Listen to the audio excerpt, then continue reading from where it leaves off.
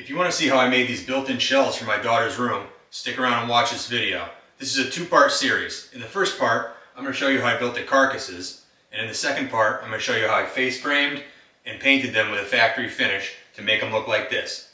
So stick around and keep posted for the second video coming out soon. I finished building these rooms for my daughters in the basement about a year ago. Then I got busy and didn't finish some of the small things, like the shelves I promised them, crown molding, baseboard trim, or door casings. But I did make sure to leave this pile of crap in this shot to passive-aggressively teach my daughter to do her laundry. This started off, just like most jobs, at the table saw, ripping all the plywood down from 4x8 sheets. Ironically, I later got a track saw 2 weeks later for my birthday, which would have made short work of it. With everything ripped down to width, I went over to the miter saw and cut everything to length. You could see my giant pile in the background, and I just kept cutting and marking and cutting and marking. I'm building 2 shelves simultaneously, although it's only going to look like I'm building one in the video. But trust me, there's 2 getting built.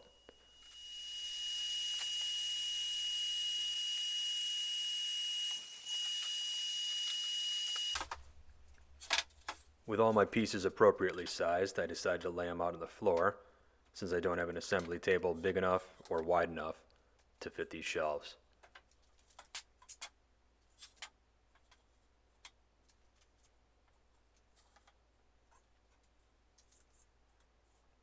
Do a quick check of my measurements. Then I run a bead of glue on the ends, and then I'm going to secure them in place with a few 18 gauge brad nails, and then fasten them permanently with construction screws. There's no need to use dados or rabbets for this, because nobody's ever going to see this joinery. It's going to be painted over, and it's going to be behind a face frame inside of the wall. So I went with the fastest and simplest method I could think of.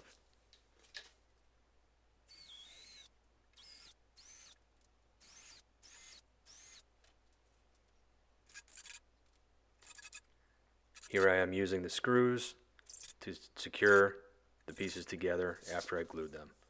These are just regular Spax construction screws with a star head drive. Now I'll do a quick check for square. It's not really necessary at this point, but I like to be precise. And everything looks good. I think these were just within 1/8 of an inch of each other, which is perfectly fine for my purposes on this job. Then I did apparently some math on my phone, or maybe I was checking Instagram, not sure.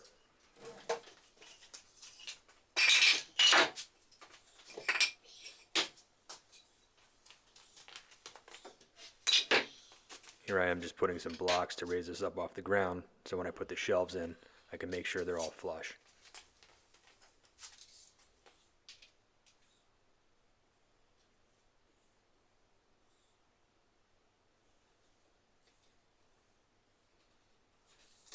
Here I'm going to mark where I want the top of the shelves to land, so that way, when I put them inside, I can just line them up with these marks, and I know everything will be nice and level.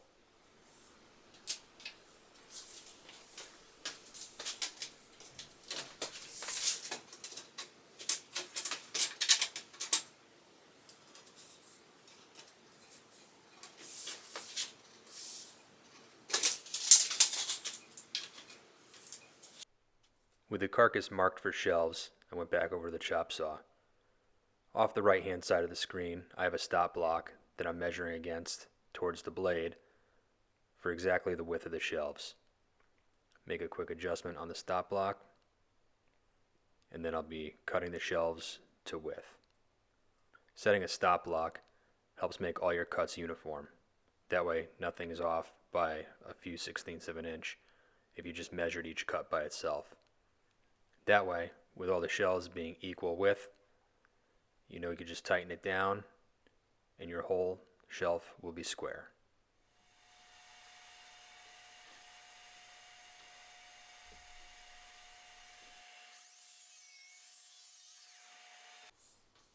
Before I dropped the shelves into place, I took some plywood scraps and I just tacked them on the ends with a brad nail. This is going to allow me to drop those right inside the box I made and they'll hang freely. Then I can just square them up and then tack them in place again using brad nails. Once everything's nice and square, tacked in place, I'll use construction screws to attach them permanently.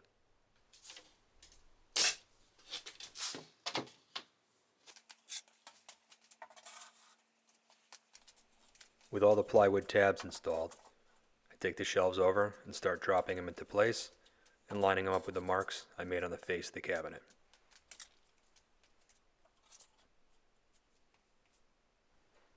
With all the shelves in place, I take a couple more measurements and make a few more adjustments, and then I put a couple parallel clamps on there just to tighten everything down. I know since the shelves are all the same width, it's going to stay square. Then I go ahead and mark the center of each shelf on the outside, so I have something to reference when I screw them and nail them from the outside. Here I am taking a framing square and just squaring up the shelves inside the box and tacking them into place using that line I just made as a reference. Then I go ahead and pre-drill so I make sure I don't split the shelves, and then I'll come back with more construction screws and fasten everything permanently.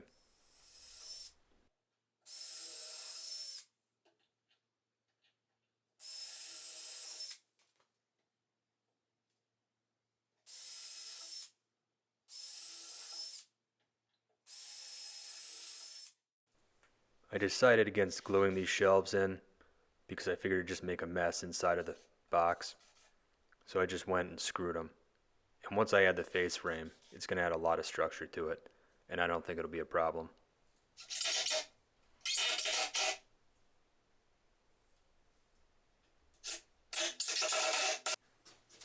Now it's time to install the back panel.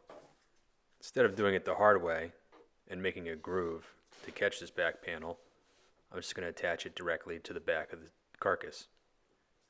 I'm using 1/4-inch ply, and then I'm just going to lay it down and tack it in place with a few brad nails. Not even going to measure and cut.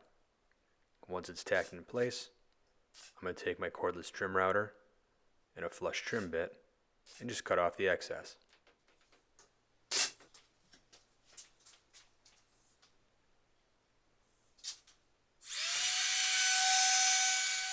This trim router is probably one of my favorite tools.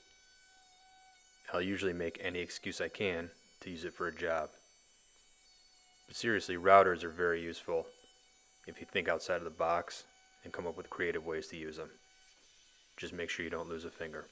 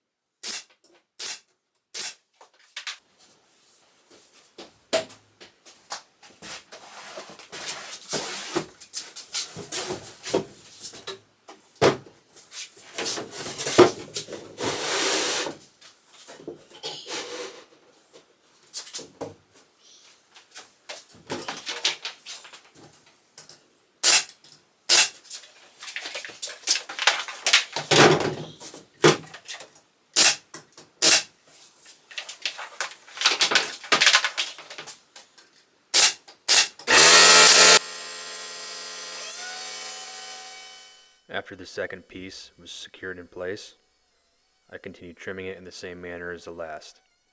Now watch this predicament I get when I go around the corner. I don't have room to walk around the shelf, so I use this little trick. Feel free to try that at home.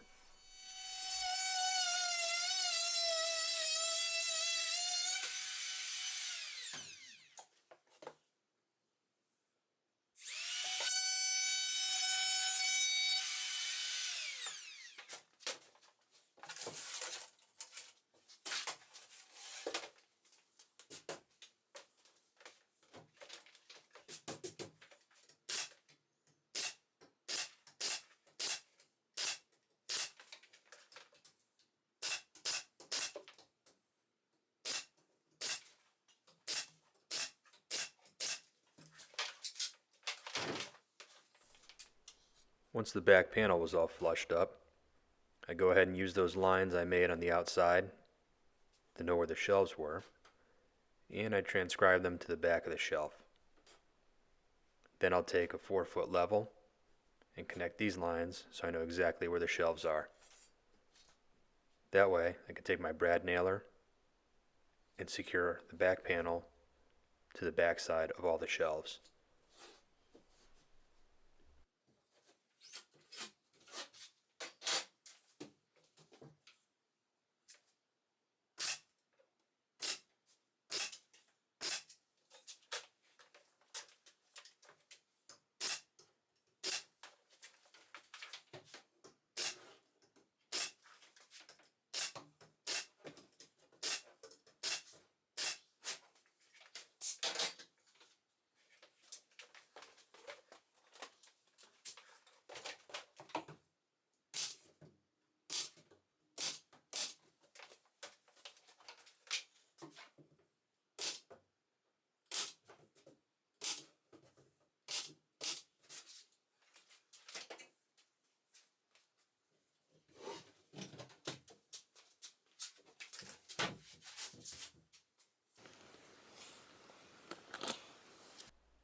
So there you have it, final construction of the Carcass.